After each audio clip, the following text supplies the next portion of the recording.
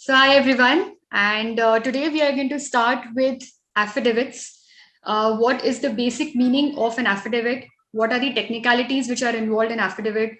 What are the legal words or legal language that you need to make sure that you inculcate in your affidavit before you cater to your clients? So these are technicalities which are very important to make a valid affidavit. See, affidavit is something which is widely used, commonly used, and it's a very simple legal document. It can become complex if the case is all about. We'll start with the affidavit. What is the meaning of affidavit and what is the purpose behind an affidavit? So now we'll start with the meaning of affidavit. Okay, so let's say if you want to portray information or if you want to depict a fact. Let's say you are going to issue a passport. If you want to get a passport done on your name, you go to the passport authority and you show all your documents, all your identity proof. You show Aadhaar card, you show your PAN card, you show your school mark sheets, college mark sheets, and everything. So everywhere your name is written, and on the basis of the identification, the basis of your identification proof, they're going to issue you the passport.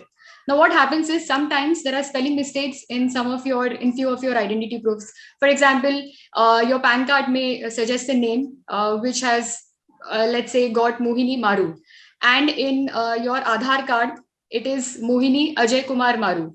So now there is a difference between your name, difference between your names and your identity proof.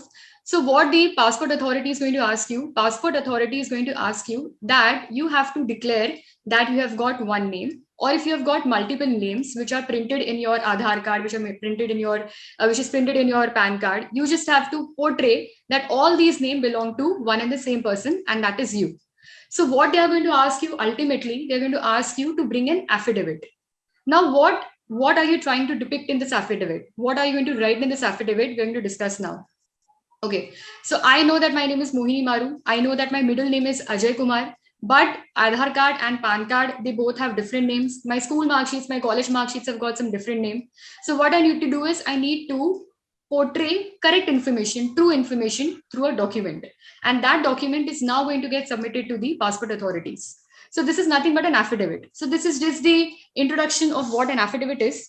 So in that affidavit, you write everything about yourself. You're trying to portray some information. This portray is nothing but a fact, the fact that you're going to try to declare in front of a concerned authority. So now you should make sure that this fact is true, that you believe in this such fact, and you have whatever information or whatever information or fact you've portrayed is reduced into writing. So this is a basic meaning of what an affidavit is. All right, so the affidavit is used in n number of places. You go to your school, you go to your college, you go to any job employment, wherever you go for any employment purpose, you go for any issuance of passport purpose, LIC purpose, anywhere you go, you need affidavit some or the other way around. So it is very important that whatever you display in that affidavit is true and correct, and according to the laws, which are then the entire draft should be according to the law which is prevailing in the country. So now let's start with the key elements of affidavit. What are those 5 key elements which you think, which the law permits and which law suggests you to have it in your affidavit? So these are the key elements which we need to remember while drafting an affidavit. So there's one more thing. If the law students are attending this program, I would suggest that if you want to improve your drafting skills, if you want to draft good contracts and employment agreements or whatever drafting you want to improve, you should start with affidavit. As an affidavit is the most basic thing that you can start with. And once you get hold of the affidavit, once you get hold of the basic legal terms, it is very easier for all the newcomers, all those students who need to improve their drafting. So I would suggest that you always start with the affidavit, and this is the key step. This is the first stage while you enter in the drafting world. So now let's start with the affidavit, and we were about discussing the key elements of the affidavit. These are the key elements which we need to remember. First one is, we have understood that affidavit is something where you portray a certain fact, you portray a certain information through a document. I think everyone over here have seen some of the other Bollywood movie, and if you can imagine any Bollywood courtroom scene, you would understand, you would remember that the plaintiff or the complainant or the respondent or the accused is brought to the witness box, or the witnesses are brought to the witness box, and they are asked to swear on oath. What is that line? Can you remember? मैं गीता की कसम खाता हूं कि जो भी कहूंगा सच के सिवा कुछ नहीं कहूंगा. So this is that main Bollywood dialogue which I think everyone can recollect, which is nothing but it's called as swearing on oath. What is swearing on oath? Swearing means to give promise, and oath means a platform where you give a formal promise. So what is this formal promise? This formal promise is nothing but an affidavit which you reduce into writing. So that you need to remember that whatever you are saying is correct. All right. Moving on to the first important element. First important element is declaration of facts, information of knowledge, as I discussed, which will become the body of the affidavit. Then the formal promise, which we discuss, which is called as swearing on oath. Then comes identification of the person should be revealed. Of course, if you are writing something about you, it is very important that you introduce yourself. Who are you? What is your age? What is your birth date? Or where do you stay? Which is your current residing address? Are you an Indian national or not? All this comprises of identifying yourself in that document, as in giving your identification in that document. So first one is declaration of facts, information or knowledge, which you believe it to be true. Second one is the formal promise. Third one is identification, giving your identification in the affidavit. Then comes the purpose of the affidavit. Why are you making this affidavit? And to whom are you going to submit this affidavit? So these are the four important elements. And lastly, if you can see the fifth one, attestation in a proper way. Of course, it is not only important to execute this affidavit, but it is also important to attest or make sure that a proper person has given authority or has validated your affidavit, that is your document. All right. So all these pointers which you can see on screen, this we will be discussing while we discuss how are we going to draft the document. So each point is going to get covered while we discuss the draft and how to use legal language, the basic legal language in the affidavit. All right. So swearing on oath is very important. That is called as affidavit. Don't forget the dialogue which I said. Once you remember the dialogue, you will be able to form the sentence on your own. Okay, so important elements have been covered. Now let's start with the steps for executing an affidavit. Steps is the most important part. These 3 steps you need to follow, of course. So right now we are discussing about an affidavit, which is a legal document. All right. So the legal document has to have some value in it. As in, if anyone has heard this name, everyone has heard this word, stamp paper. Yes, we have heard this name, stamp paper. So stamp paper can be of 2 types. First one can be the non-judicial stamp paper, and the other one can be the judicial stamp paper. So the content for all these affidavits will be the same. The purpose of this affidavit will be the same. What legal language has to be used will be the same, whether it is printed on a non-judicial stamp paper or a judicial stamp paper. So mostly what happens is, every now and then in any proceeding, whether it be a civil proceeding, whether it be a criminal proceeding, the plaintiffs or the complainants, the respondents or the defendants, or even the witnesses need to submit affidavits every now and then. So this affidavit which is submitted in the court will always be on judicial stamp papers, which is governed by Court Fees Act. All right. So that is a different league of affidavit.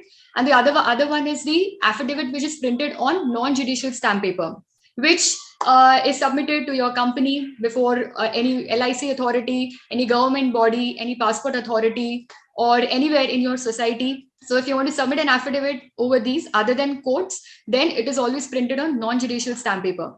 So why non-judicial stamp paper, judicial stamp paper? Because they attach a certain value to the legal affidavit which you make. It is some kind of a stamp duty which you pay to the government according to the case you are referring to.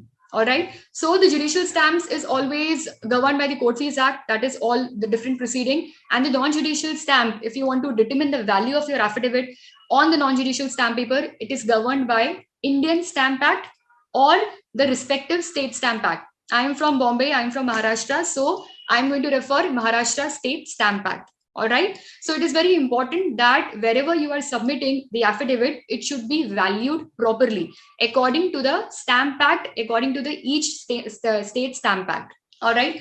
So this is the affidavit. This is the required stamps which are needed to be bought for the affidavit. All right. So this non-judicial stamp paper has got a minimum value. Minimum value is 100 rupees according to Maharashtra State Stamp Act, which can be appreciated to 100, 500, 1000, or depending upon the value of the case. All right. And then it will be determined. Mostly, if an affidavit is being executed, it is mostly 99.99%, it is executed on a 100 rupees stamp paper only. The entire proceeding is then followed. So let's say you're an advocate and you have been approached by a client, and that client wants to make an affidavit for any purpose, and that person is now approached has now approached your office, and you have to now execute an affidavit. So the first step is to bring a non-judicial stamp paper from the stamp vendor, which you will find it anywhere. Every area has got one designated authorized stamp vendor from whom you can issue the non-judicial stamp paper. Once you get it on the client's name, then you can start drafting your affidavit. These are just the basics, okay? I'm assuming that whoever is attending this program is a very, very newcomer, and these are just the basics that you need to follow, which is the correct way to execute an affidavit. There are a lot of times where the affidavits are just printed without having any legal validity in it because the drafting is not proper, and then it has got consequences later on. So being an advocate, you should make sure that you follow all the necessary steps. So first one is the non-judicial stamp paper, and now you've got 100 rupees non-judicial stamp paper, and now you're going to start drafting the document. Once the content is ready, you're going to print it, and then it is going to duly attested by an oath commissioner. All right. In the start of the lecture, in the start of the webinar, I pressed upon one word, that is swearing. Swearing on oath, that is a formal promise. So whenever your client wants to execute an affidavit, that client is making a formal promise. But that formal promise has to be validated by some authorized person. Who is this authorized person? This authorized person is nothing but the oath commissioner. Oath commissioner can include a notary public, a metropolitan magistrate, or any other person who is authorized by the High Court to validate such kind of legal document. It is not only limited to affidavit, but also to all other agreements, all other contracts, indemnity bonds, power of attorneys, etc. So now, whenever you are executing this affidavit, make sure that it is attested by a proper oath commissioner, a notary public, and which will you find easily in your nearby area. You will find any notary public, and then you can make your client sign in the document, identify yourself. An advocate has to identify the document, and the oath commissioner then validates the document by putting his own seal. So these are the basic steps which you need to understand for an affidavit. So now let's move on to the drafting part. All right, as I said that there are 5 important key elements, if you remember. So I'll just revise once again. These are the important elements. Just have a look on it. First, second, third, fourth, and attestation is the 5th one. So now let's understand how to draft an affidavit.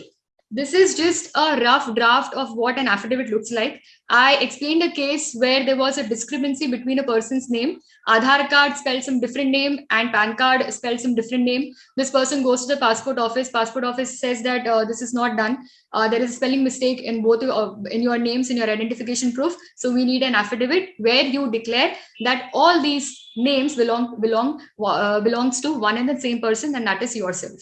So this person comes to you, and now you have to make an affidavit for same person. All right. So as I said, there are 5 key important elements that you need to understand, that you need to inculcate in your affidavit in order to validate it. First one was the identification. As in, you have to start with the identification. First is the title of the document, which is already written. Then comes the identification. Can you see Raksha Maheshwari? So she is the person who is declaring the affidavit. All right. Then wife of, and then age. She is an Indian inhabitant. If your client is a non-resident, you have to write a non-resident, or any country's resident, you have to mention that. Wherever the person is currently residing, the current residential address has to be mentioned in the affidavit. This is the starting paragraph. And then the most important thing comes is solemn affirmation. Here it is written, Raksha Maheshwari, do hereby. I, Raksha Maheshwari, do hereby solemnly affirm, declare, and state as under. What is she doing? She is making a formal promise by using these technical words. What are these technical words?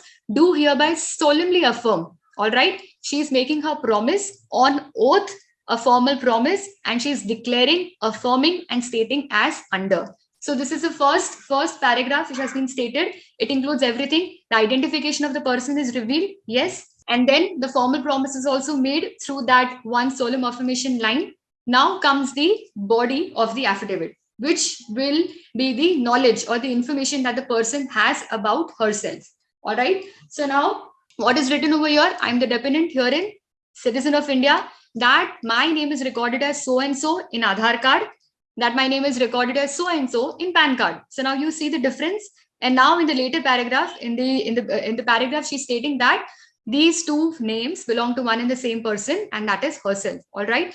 So here the declaration has been given.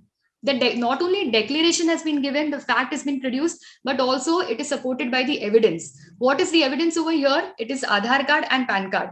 So it is not only important to declare your information, but it should always be backed by some kind of evidence. Then it becomes a complete, reliable information that you have portrayed in the affidavit. All right. So this is the body of the text. Body of the affidavit. Now comes the concluding paragraph. What is the concluding paragraph? You have explained your identification, you have made your formal promise, you have given the declaration about your fact, your knowledge, everything. But why? What is the purpose behind it? The purpose is to make sure that it is submitted to the concerned authorities. In this case, it is submitted to the passport authorities. I've written concerned authorities. It is a very generic term that it is preferable to use concerned authorities so that your client doesn't need to make the affidavit again and again. So this affidavit can be used anywhere else also. If she wants to submit this to her employment place, to her company, or to any college authorities, she can use the same affidavit. If you use the word concerned authorities, that's okay. Or otherwise, if you want to specifically mention where you want to submit this affidavit, you can mention that as well.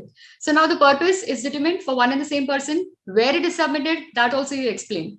So this is something which has to be present. These are the 4 elements. The 5th element is left. But before that, can you see the word verification over there? Below the word deponent, there is a sentence called as verification, where it is written, whatever stated here in above is absolutely true and correct, and nothing has been falsely stated or nothing has been concealed therefrom. So this verification line is the most important part of the affidavit. Why is it the most important part? Let's understand. Can you see the word deponent over here? Yes, you can see the word deponent. Who is the deponent? Raksha Maheshwar is a deponent. Why this person is called as deponent? Because she's declaring the affidavit. All right, she is making a formal statement. She's deposing a formal statement, and that is why she's known as the deponent. So that you have to address, and below that, the verification line is very, very important. Why? Let's see. Verification is important part of any affidavit because it is going to test. It is going to test what? It is going to test the genuineness and authenticity of the affidavit. It is not necessary that whoever is declaring the affidavit is saying true and correct. Whatever information you're putting in the affidavit, it should be bound. It should be followed by an evidence also. So it all depends upon the verification, because verification makes you take the responsibility of the information that you have portrayed in the affidavit. All right. So the verification is the important part. It is helpful in testing the genuineness and authenticity of the affidavit. And thirdly, to make the deponent responsible for the facts disclosed. So once the verification line has been included, once the client signs on it, then this entire affidavit can be used as an evidence in the court of law. We have discussed that affidavit is a very important part. If you're submitting, it is very important. It is very necessary that you make it valid. Why? Because it can be used as an evidence in the court of law. If you read Section 3 of Indian Evidence Act, you will understand that affidavit can be used by the order of the judge, by the order of the authorized person, that it can be used as an evidence in any court case. So it is very important that whatever document you are executing should be valid. So verification will make sure that this entire situation is under control, and the person who is declaring the affidavit will take the responsibility of the entire document. This is one of the types of verification. You can vary your definition of verification. That's not a problem in your own legal language. Like so, over here it is mentioned solemnly affirmed at Mumbai on so and so date, and then whatever stated herein above is true and correct to the best of my knowledge and belief, and nothing is concealed therefrom, and then it is signed. All right, it is very important that both at both places, at the start of the document and in the end of at the foot of the document, you are mentioning your client's name, the deponent's name. And on the right hand side, you include the word notary. And on the left hand side, you include the word identified by me. If you can have a look, just have a look at the entire document once again. So if you look at the affidavit, we have included all those 5 elements, haven't we? We have included everything: identification, the solemn affirmation, the formal promise, then the text, the body information backed by the evidence, then the verification line. We have included the word deponent, and we have included the word before me, identified by me and by advocate. All right, so all these elements are important. You need to take care. This is the most basic affidavit. If we take more examples of affidavit, you can say that you have taken out an LIC policy, you have lost the LIC policy, and the policy is matured. So now once you go to the LIC policy, you say that I have lost my receipt, now what to do? So that office is going to ask you to bring an affidavit.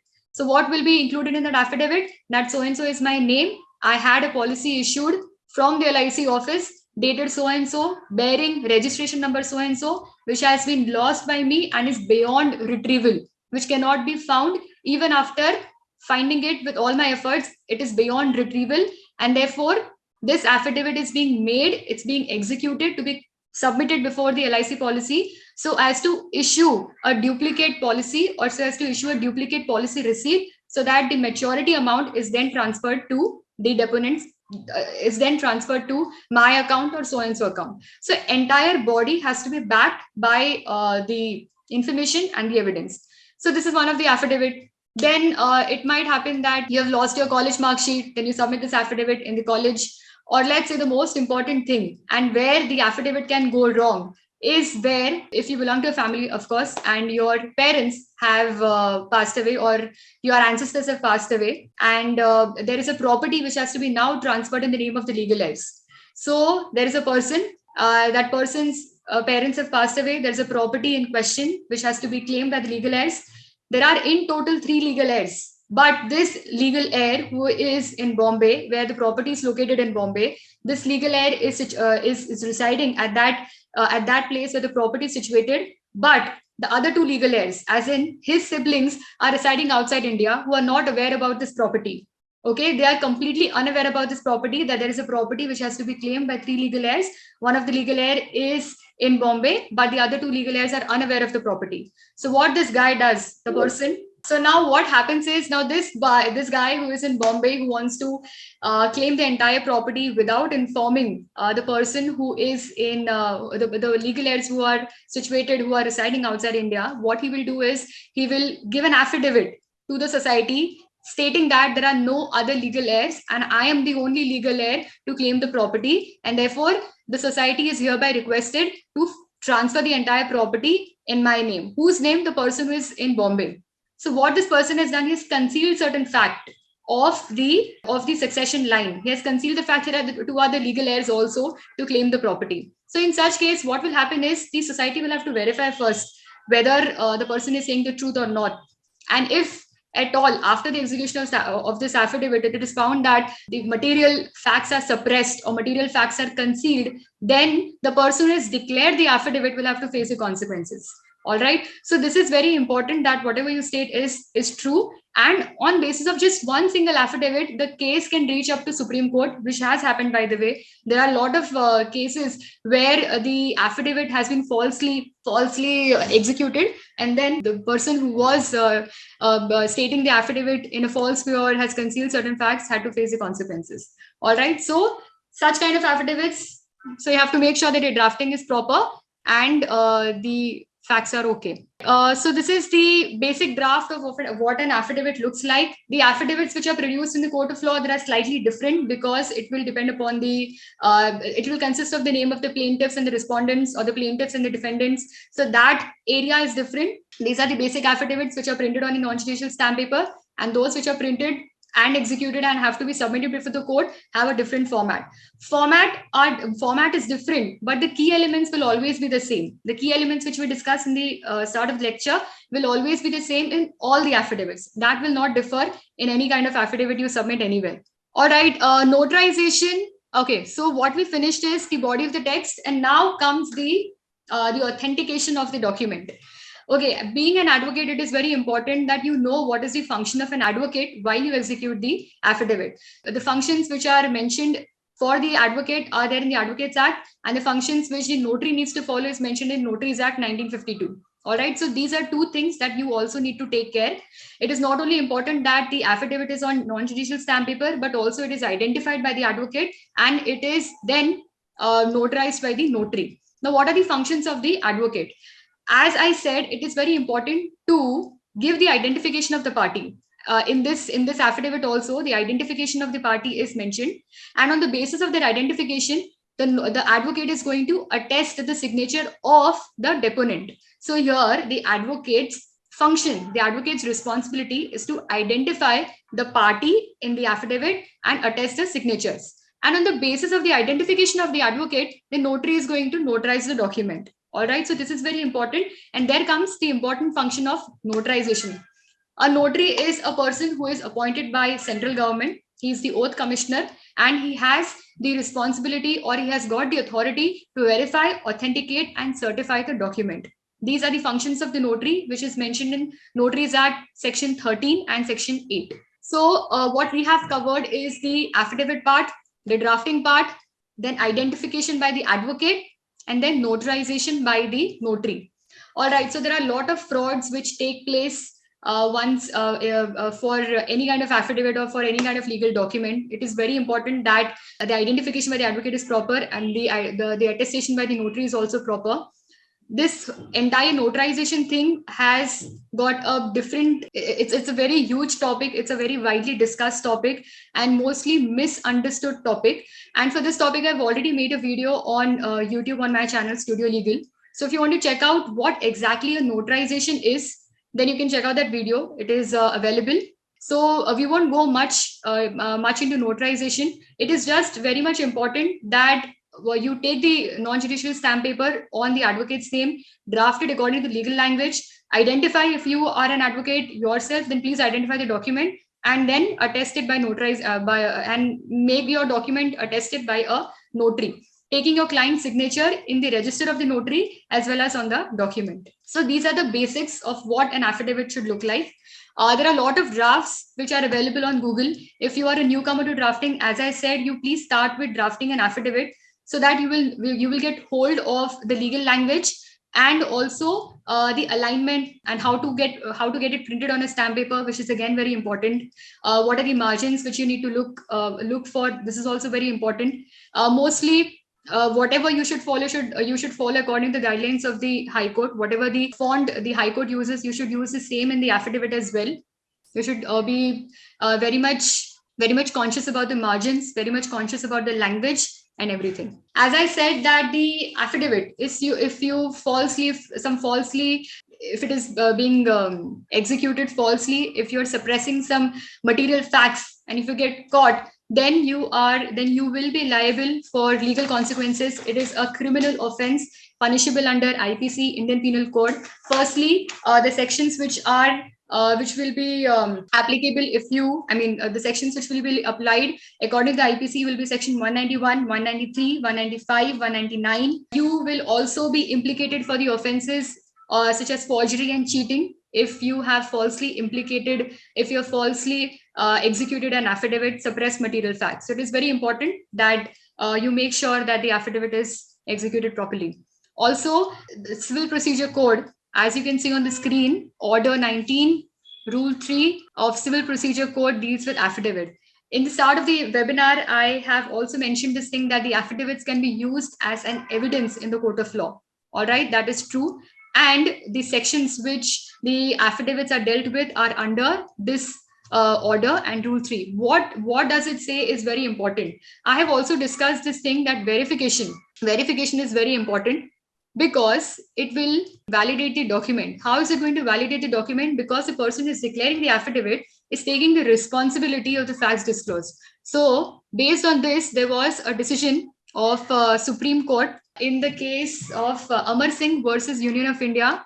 And this was a Supreme Court case. Yes, it is written over here. Yeah. Supreme Court of India, Amar Singh versus Union of India. And in this case, a person had falsely suppress material facts in the affidavit, or you can say that it was not verified properly. The verification was not done properly, as in the information which was portrayed in the affidavit was not backed by the evidence. It was just in air. And then when it was found that it was just a hearsay evidence, and the information which was portrayed in the affidavit was not proper, it was not verified properly, the Supreme Court then laid down a long and very big decision. In this, there are a lot of case laws in which it is said that the affidavits should be, though it is a very commonly used document, it is a very normal document, normal legal document, since it can implicate a lot of people if it is not executed properly. So over here, you can read yourself.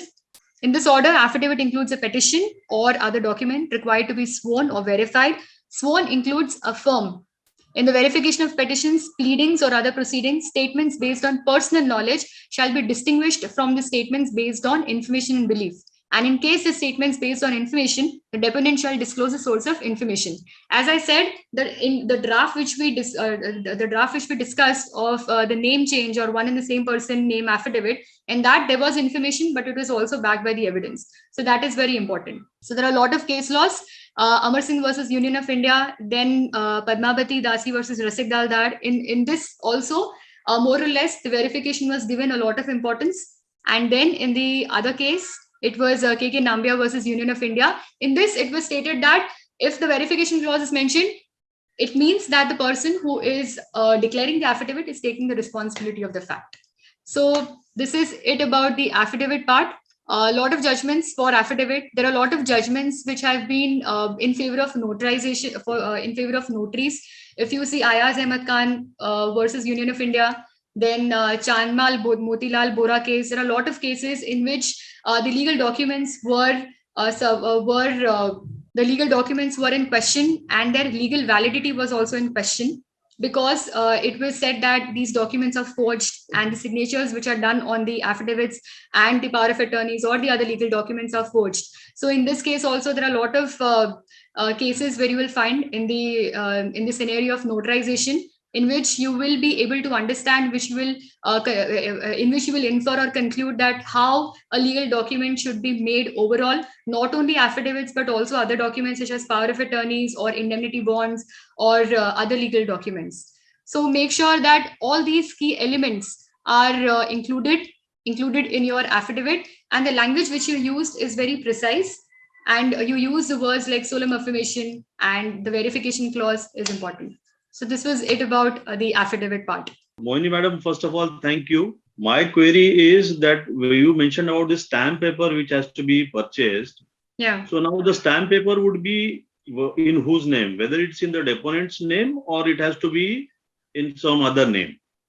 If it is deponent's name, the query is like, if once the deponent approaches you for an affidavit, at that time, if you go and buy the stamp paper, then there's a time gap, So how do you deal with this?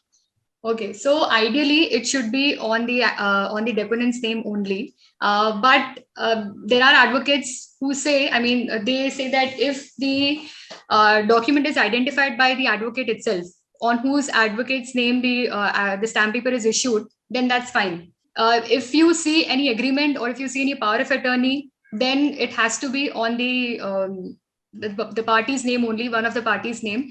In affidavits, mostly people do accept these stamp papers which are on advocate's name, but ideally it should be on the party's name only. So you can buy time, and I think you get the stamp papers, or there are other ways also. You can frank the document, or you can take out e-stamp papers from GRAS website. That is also okay. That is also valid. So that you can opt for if you want to save your time. But I would suggest that it should always be on the deponent's name only. Whatever party who is approaching you, it has to be on their name only. Then if they are in an urgency, yeah. So at that time, when they approach you, and that time you actually, how do you manage to get the, there is a time limit also for buying all these stamp papers. Yes, I know. There's a big line towards the stamp window queue. I can understand all that. But as I said, there are other advocates. Who I have questioned the same thing to them, and they say that if we ourselves are identifying the document, then we take the responsibility. So if you're ready to take the responsibility, then buy it on your own name, and then you can execute the affidavit. That's not an issue. Or else you can just e-frank the document, which you can do just within 5 minutes. That is also there's one important thing you said just now.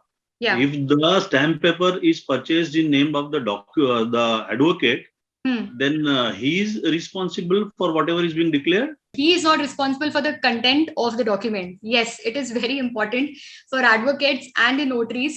If you are identifying or notarizing the document, you are not supposed to know the genuineness of the document. You are just attesting the signature, as in you are just identifying the person who is declaring the affidavit. You are not giving the authority or guarantee of the matter which is put in. That is very important.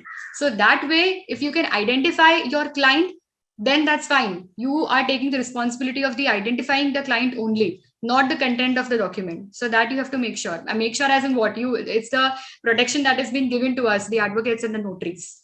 Mohini, can you highlight e-franking? Many participants wouldn't know. Yes, so e-franking is just the another way to pay stamp duty to government.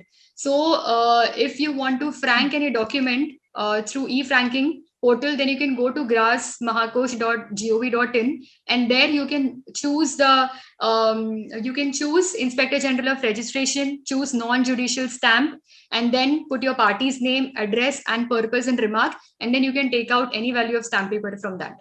So if you're buying or purchasing any property, and if you want to pay the stamp duty as well, you can do from GRAS website. That is available. Yeah. Just want to know the difference between franking and e-stamping. Franking and e-stamping are one and the same thing. It's just a stamp duty which you pay to the government. It's a value that you attach to the document. I will just take an example. You are buying a flat and you have executed a sale agreement, and you have to execute the sale agreement and register it as well.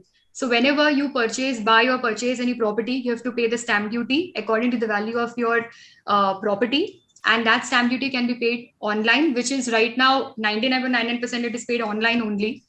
And the other thing is called as registration fees. So have you seen that red franking? The red franking, which is done through the banks, that is the normal franking. And what I'm talking about is the e-franking. So you pay the stamp duty and registration fees through this GRAS website to validate your document, to give a value to your document.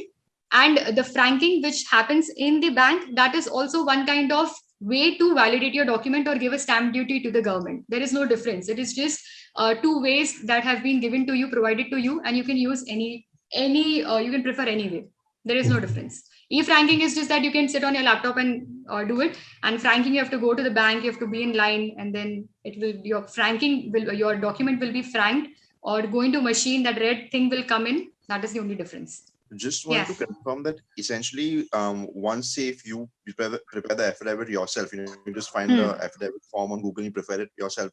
You need to identify two people, right? One is an advocate and one is a notary. Now, sometimes they can also be an advocate, so that's also dual purpose where he can only do both the purposes. But it's imperative to identify an advocate who would also sign off on the affidavit, saying that he has identified me as the person who's signing it, and the notary would also do it separately then, and we'll put the notary stamp on it.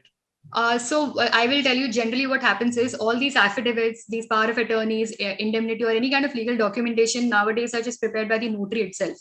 So whenever you go for notarization, the notary will put an advocate seal as well. You will always find a signature of the advocate. So whether the advocate has personally visited you or not, the notary will make sure that it is identified by the advocate, and it should be like that only. So if you are preparing any legal document on any non-judicial stamp paper, or even if you are submitting any plaint or anything, it will be identified by the advocate, and the advocate's signature will be attested by the notary. So these are the two authorities which will complete and validate your legal document for sure.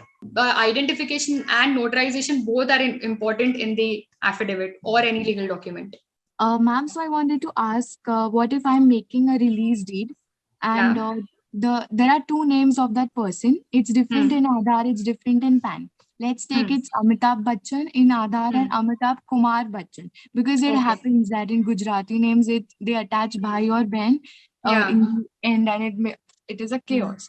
Yes. As to which name to follow. So in the release deed, I'm anyways going to sign. If it's my release deed, I'm going to sign it in the end. And there's a verification clause which I will attach.